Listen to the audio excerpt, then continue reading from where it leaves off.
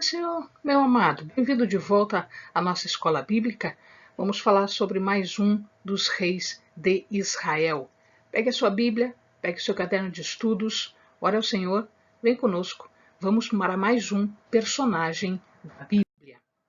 Hoje, o nosso personagem é sobre Baasa. Nosso tema é sobre Baasa. E Baasa quer dizer mal ou ofensivo. Baasa era filho de Aías, da tribo de Isacar.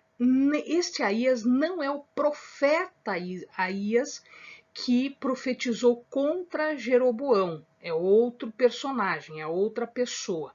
Ele foi o terceiro rei de Israel e ele reina por 24 anos. As passagens onde se fala sobre a vida de Baasa estão em 1 Reis 15, do verso 28 até o capítulo 16, do verso 7. E existe uma única menção ao seu nome sobre um acontecimento que a gente vai ver em 2 Crônicas 16, do 1 ao 5. Então vamos lá.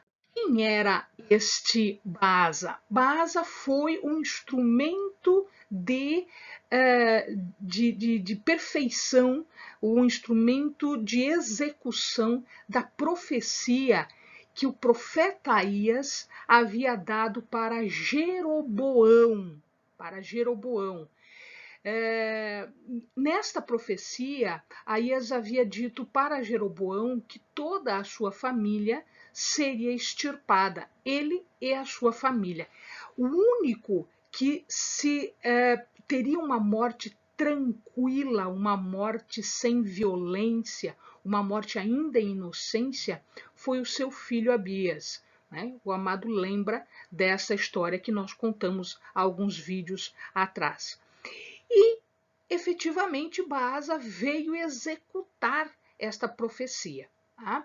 Naquela época, a capital já estava em Tirza, portanto, ele reinava a partir de Tirza. Ele fez guerra contra Asa, que era o rei de Judá.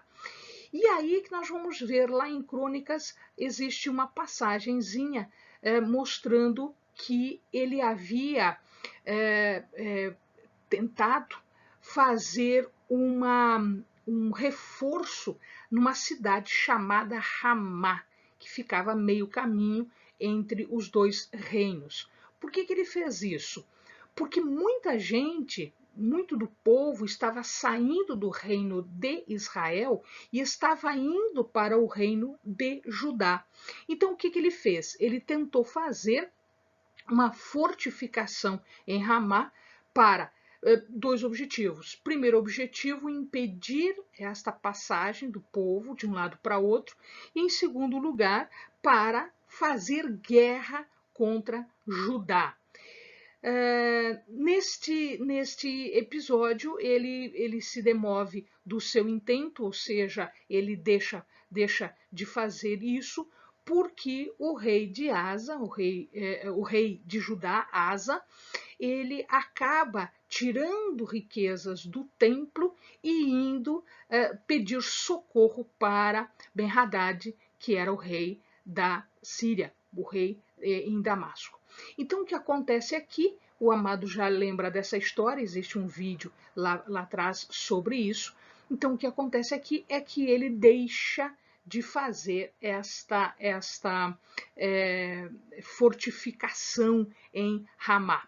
Ele foi idólatra, o tempo todo da vida dele ele foi idólatra, ele foi mau diante dos olhos de Deus, né?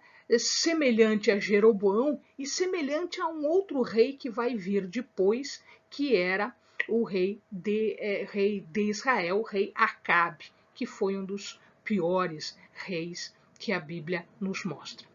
E ele, da mesma forma que Jeroboão, ele também recebe uma profecia de destruição, exatamente por conta da sua idolatria.